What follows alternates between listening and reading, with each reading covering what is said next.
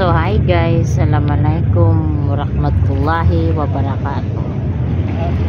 So for today's video, dito tayo ngayon sa sa dagat. Actually sa Corniche, nagaantay ng fireworks kung meron man sana inshallah. Tapos iyon,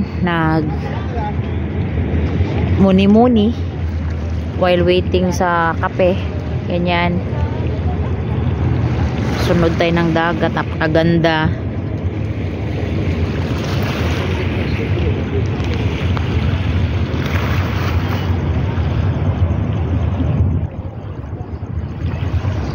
So yan nga palang Corniche, at this is the big building over there. Okay, so may naglabing-labing na pan at Pinoy dyan. So ayun pala yung fountain doon, the dancing fountain. Okay, yan,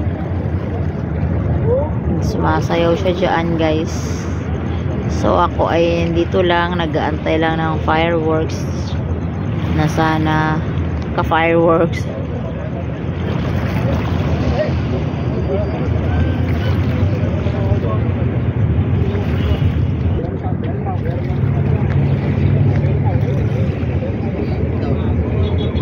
Tapos